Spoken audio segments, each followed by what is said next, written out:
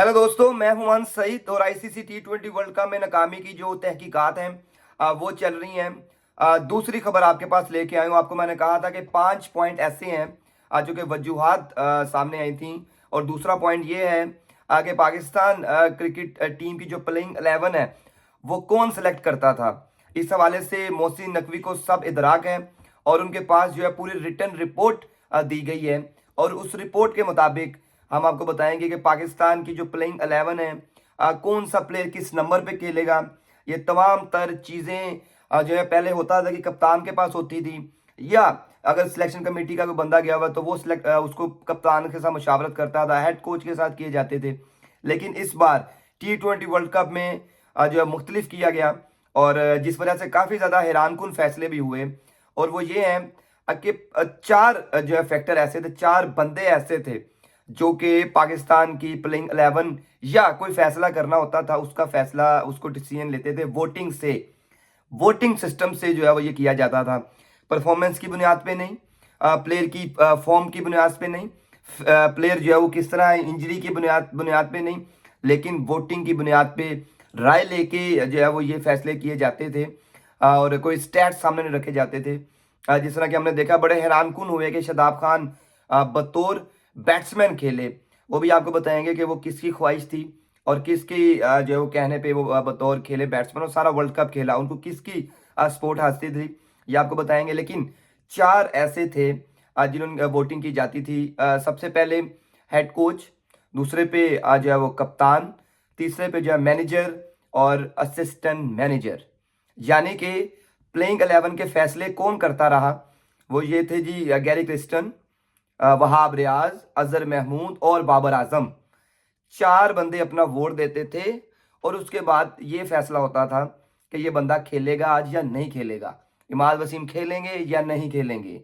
तो इस तरह करके जो है वो डिसीजन किए गए हैं T20 वर्ल्ड कप में। हैरान कुन तौर पे जो है एक नॉन प्रोफेशनल अंदाज के तौर पर जो है वो डिसीजन किए गए हैं वहाँ पे, जो कि हमारे रिजल्ट जो है हमारे सामने आ चुके हैं।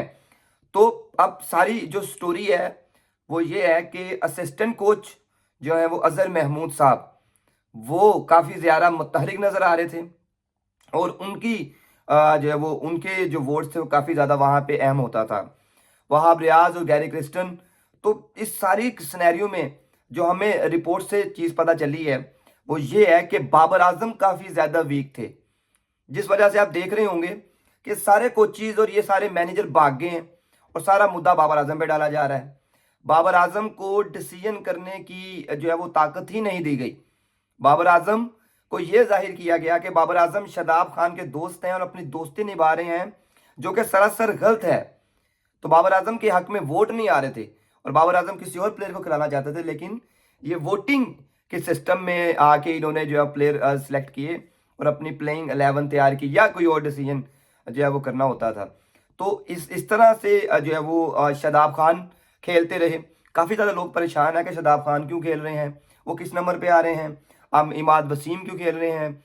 तो इस तरह के डिसीजन जब की सिचुएशन आती थी टीम में, ड्रेसिंग रूम में, तो फिर जो है वोटिंग की जाती थी। और इसकी वजह से ही शादाब खान एक लंबा अरसा खेलते रहे हैं। और अजहर महमूद वो वाहिद बंदे हैं जिन्होंने कहा था कि शादाब खान को एज अ बैट्समैन खिलाओ, वो ऑलराउंडर है, वो मैच विनर है, वो मेरा वजीर है।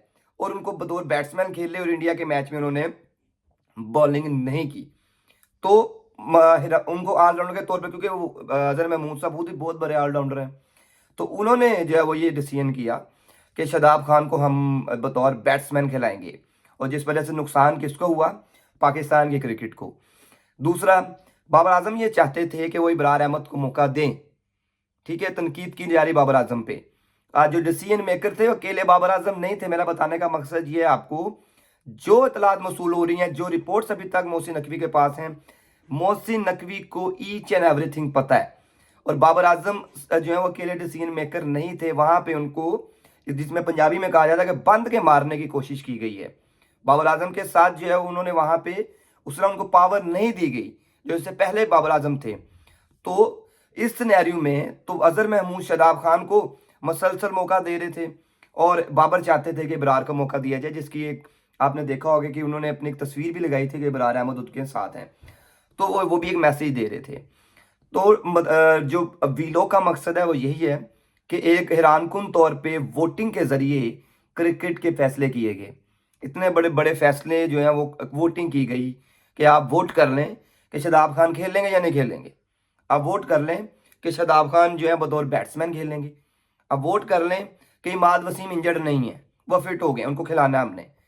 तो ये वोटिंग के ज़रिए जो क्रिकेट के फैसले किए गए, जो कि मैं समझता हूँ एक इंतहाई नॉन प्रोफेशनल और मतलब बिल्कुल ही मतलब इसको बेवकूफ़ हरकत कहूँगा मैं, कि आप एक कप्तान को कमज़ोर कर रहे हैं और आप ये कोशिश कर रहे हैं कि वो तो सारे जो डिसीजन है हम वोटिंग के ज़रिए करें।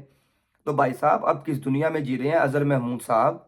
आप जो है वो इस टाइम दुनिया के पता नहीं किस कोने में होंगे, क्योंकि आपका पाकिस्तान में तो है ही कुछ नहीं है, ना ही आपका पाकिस्तान क्रिकेट के साथ आपको कोई अटैच रहना है। आप एक पैराशूटर हैं और आपको जब कोई असाइनमेंट मिलती है पैराशूटर बन के आप आते हैं और करके आप वापस चले जाते हैं। तो अगर आपको इतना शौक है पाकिस्तान की क्रिकेट की बेहतरी का और पाकिस्तान की के लिए कुछ बेहतर करने का, तो खुदा के लिए आप ही पाकिस्तान में रहें, पाकिस्तान की डोमेस्टिक क्रिकेट को देखें, ठीक है, पाकिस्तान से डोमेस्टिक टैलेंट को सामने लेके आएँ। लेकिन आपका ये होता है कि आप रहें भी ठंडे माहौल में, पाकिस्तान की गर्मी में ना रहें और साथ पाकिस्तान टीम के साथ साथ रहें। तो आपकी जानिब से कहा गया था आप जो है वो कबूल भी करेंगे अपनी जो नाकामी है और वो आएँ आप सामने, इसको कबूल करें। कोचेस की जिम्मेदारी है कि वो इसको कबूल करें। एज अ असिस्टेंट कोच आप साथ चले गए थे, लेकिन अब सब जो है अब छुप के बैठ गए हैं और सिर्फ जो क्रिटिसिज्म किया जा रहा है वो बाबर आजम पे किया जा रहा है। बाबर आजम को तनकीद का निशाना मसलसल बनाया जा रहा है।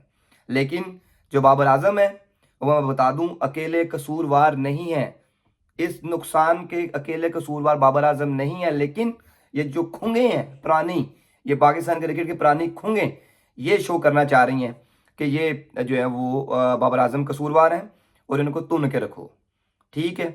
और साथ ही साथ जो अजहर महमूद हैं और वहाब रियाज हैं, इनकी जो है वो अब कहानी ख़त्म होने वाली है। मैं आपको बता रहा हूँ कि वहाब रियाज सबसे पहले इनकी छुट्टी होगी, अजहर महमूद की छुट्टी होगी।